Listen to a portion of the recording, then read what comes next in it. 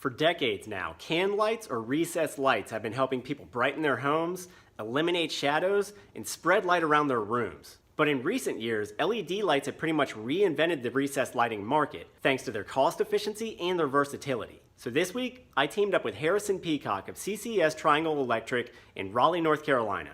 Harrison is a fantastic electrician, and he showed me 5 things to keep in mind when planning your LED can light install. So, let's get to it. The first thing you need to know about LED recessed lights is that color temperature matters. Typical incandescent bulbs mostly give off a soft yellowish light with some whiter tones available. But across the board, LEDs are capable of producing color in a much wider range. When you buy an LED recessed light, look at the package. It will indicate where that bulb's coloration falls on a Kelvin spectrum. The 3000 Kelvin range will give you that yellowish light similar to incandescence, which is best for bedrooms, living rooms, comfortable places where you want to relax. LEDs in the 4 to 5000 Kelvin range will produce a far wider light, perfect for bathrooms, kitchens, and work areas where you want to bring things into sharper focus and concentrate more on what you're seeing and doing. But just note that light in the low yellowish or high bluish range can interact adversely with the color of your walls. Harrison had recalled one instance where a homeowner had used 3000K bulbs in a bedroom with brown walls. That yellowish light turned those walls pink. In that instance, CCS Electric switched those fixtures to the higher 4000K bulbs, and the whiter light once again brought out the brown paint colors in the room. The second thing to know about LED recessed lights is that they work better with dimmer switches. Even taking the Kelvin range into consideration, many people feel that their LED can lights are just a little bit too bright. It's really just a byproduct of how the light is being produced inside the bulb. For this reason, Harrison believes that LED can lights should typically be installed on dimmer switches. This lets the homeowner set the light intensity to a level that suits them. But LEDs draw such a lower wattage than incandescent bulbs that they don't always function well on typical dimmer switches. A CL dimmer is specifically designed for LEDs, so that's probably what you'll be looking for. But just to be safe, research manufacturer guidelines for your bulb and your dimmer switch to make sure that you have compatibility between the two products. Issue number 3, spacing is very important. Can lights are meant to be used in quantity. A single can light rarely has the power to illuminate a whole room. Instead, multiple lights work together to blanket a room with light.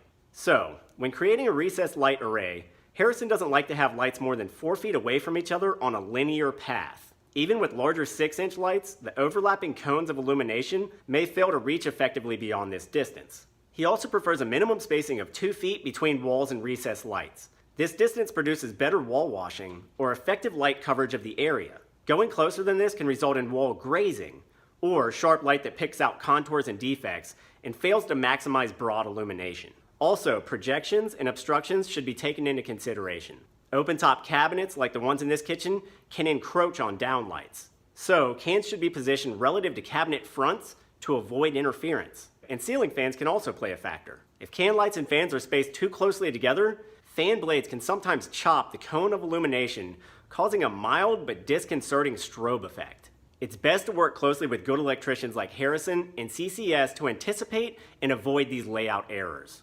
And speaking of layout, the 4th thing you need to know about LED recessed lights is that they are way more mobile than they used to be. Recessed lights used to require a sizable housing that had to fit between joists and overhead framing lumber, making layout very tricky and frustrating in some houses. But thanks to newer LED technologies, ultra-thin recessed lights can now go virtually anywhere. These units are only as thick as the drywall they mount into, which means they can be positioned directly beneath framing obstructions. And because they're so lightweight, they hold themselves in place just by means of spring-loaded clips. You can see Harrison reinstalling one here. These ultra-thin models used to carry a much heavier price tag. But more and more companies have engineered their own models, so they're getting widespread distribution these days. And if you go on Amazon, you can get them for a very reasonable price. Harrison's originally from Brighton, England, which makes these conversations with him a little bit more fun. And since we're on the topic of technology, the 5th and final thing you should know about recessed lights is that they're starting to incorporate a lot more gadgets. Do you like listening to music in the shower? Harrison's clients do. So, in these 2 shower enclosures, he installed LED cans with speakers in them. These units work by Bluetooth, and you can link multiple units together to make music and lighting simultaneously available in areas where you might want both. He connected to it and queued up a song for me in seconds while we were standing there.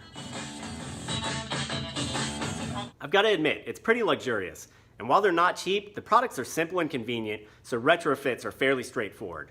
That's it, 5 quick things to know about LED recessed lights. I want to thank Harrison and CCS Triangle Electric for helping me make this video. In the near future, I'm going to team up with them again for hands-on installations and more electrical advice, so keep your eyes peeled for those videos. As always, thanks for watching. Please consider subscribing and hitting that little bell button down beside the subscribe button to turn on notifications. That way you'll know every time I post a new video. I'm Ethan James with TheHonestCarpenter.com. I'll see you next time.